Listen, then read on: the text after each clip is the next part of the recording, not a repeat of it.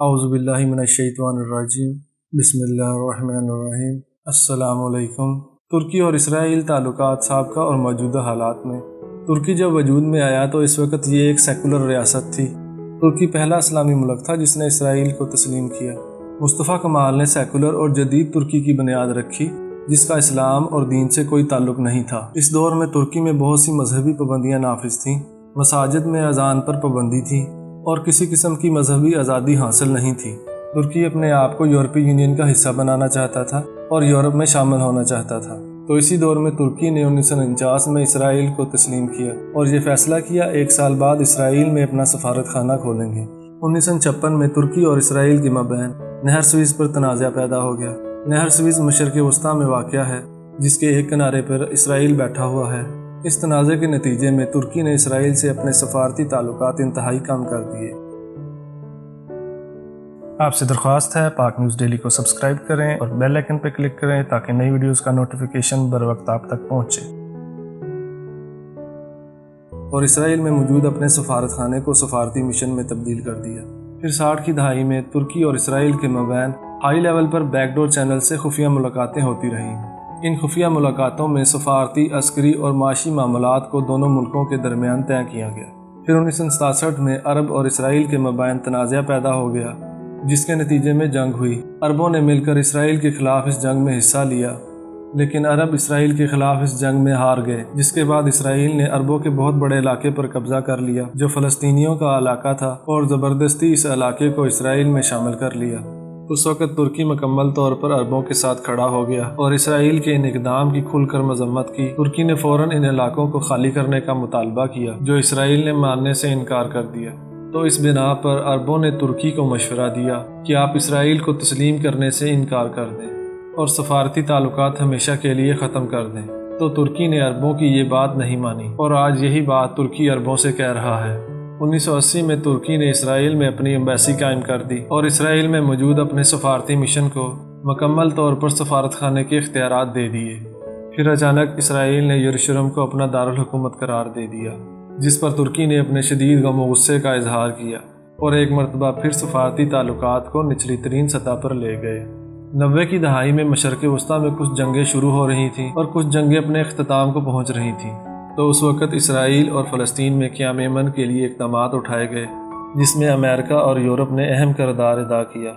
جب اسرائیل تھوڑا سا امن کی طرف آیا تو پھر ترکی نے اسرائیل میں اپنا سفیر تعینات کر دیا۔ پھر اس کے بعد ترکی کے صدر اور وزیر اعظم نے اسرائیل کا دورہ کیا اور اس بات کی کوشش کی کہ فلسطین اور اسرائیل کے مابین کچھ اس طرح سے مذاکرات ہو جائیں، دونوں کو الگ الگ ریاست مل جائے اور خطے میں امن قائم ہو جائے، اور اس کے ساتھ ساتھ اپنے سفارتی اور دفاعی تعلقات بھی اسرائیل کے ساتھ چلاتے رہے۔ سن 2000 میں ترکی کا ایک نیا دور شروع ہوا جس میں ترکی سے ایک نیا لیڈر طیب اردگان ابھر کر سامنے آیا۔ انہوں نے بھی کوشش کی کہ کسی طرح بھی اسرائیل اور فلسطین کے مابین تعلقات قائم کر کے مسائل کا حل کر دیا جائے، لیکن طیب اردگان کی کوششیں صرف کوششیں ہی رہیں۔ طیب اردگان نے اسرائیل پر بہت زیادہ دباؤ ڈالا اور دنیا سے بھی دباؤ ڈلوایا کہ فلسطین کا اسرائیل کے ساتھ جو مسئلہ ہے وہ حل ہو جائے۔ طیب اردگان کے 2005 کے اسرائیل کے دورے کے بعد اسرائیلی یہ چاہتے تھے کہ ان کا صدر بھی ترکی کا دورہ کرے اور ترک پارلیمان سے خطاب کرے، اور پھر ایسا تاریخ میں پہلی بار ہوا۔ یہ ایک بہت بڑا واقعہ تھا، اسرائیلی صدر کا ترک پارلیمان سے خطاب کرنا۔ خاص کر دنیا بھر کے مسلمانوں کے لیے یہ ایک عجیب بات تھی۔ اس کے بعد اسرائیل کے اعتماد میں اضافہ ہو گیا اور اسرائیل یہ سمجھا ترکی تو ان کے ہاتھ میں ہے، تو اسرائیل نے غزہ کی پٹی کو اپنے گھیرے میں لے لیا اور فلسطینیوں کے لیے راستے بند کر دیے گئے۔ تو پھر دوبارہ ترکی اور اسرائیل کے مابین تعلقات کشیدہ ہو گئے۔ 2008 اور 2009 میں اسرائیل نے غزہ کی پٹی میں ایک نیا کام کیا۔ غزہ کے جو بحری اور سمندری راستے تھے وہاں پر اپنی فوج بھیجی اور ہر طرف سے فلسطینیوں کے علاقے بند کر دیے اور غزہ کی پٹی کو انسانی جیل میں تبدیل کر دیا۔ 2008 میں اسرائیل نے فلسطین پر اپنے ٹینکوں اور فضائیہ کی مدد سے حملہ کر دیا جس کا بہت بڑے پیمانے پر فلسطینیوں کا جانی اور مالی نقصان ہوا، جس پر ترکی نے شدید احتجاج کیا اور اسرائیل کے ساتھ اپنے تعلقات منقطع کر دیے۔ ترکی کے صدر طیب اردگان نے 2009 میں سوئٹزرلینڈ کے اکنامک فورم کی ایک ڈسکشن میں اسرائیل کے صدر کو ٹھیک ٹھاک ایکسپوز کیا، پوری دنیا اور عالمی رہنماؤں کے سامنے اسرائیل کا پول کھول دیا۔ پھر اس کے بعد طیب اردگان ابھر کر پوری امت مسلمہ کا لیڈر سامنے آیا۔ اس فورم پر طیب اردگان نے کہا، مجھے یاد ہے وہ بچے جنہیں ساحلوں پر قتل کر دیا گیا تھا۔ پھر طیب اردگان نے یہودیوں کی مقدس کتاب میں سے پڑھ کے بتایا جس میں انسانیت کے قتل کو ممنوع قرار دیا گیا ہے اور یہودی نہتے فلسطینیوں کو شہید کر رہے ہیں۔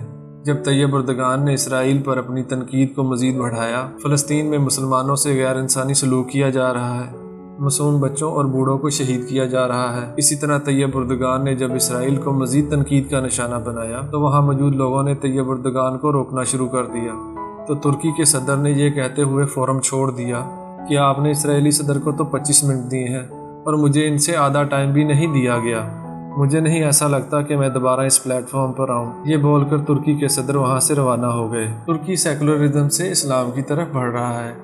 جیسے جیسے وہ اسلام کو سمجھ رہے ہیں اور اسلام کے قریب ہو رہے ہیں، ویسے ہی ان کی سوچ میں بھی تبدیلیاں آ رہی ہیں اور وہ اپنے آپ کو مسلمانوں پر ظلم کرنے والے ممالک سے دور کرتے چلے جا رہے ہیں، اور دوسری طرف جو عرب ہیں وہ اسلامی سوچ سے دور جا رہے ہیں۔ لالچ بڑھتی جا رہی ہے۔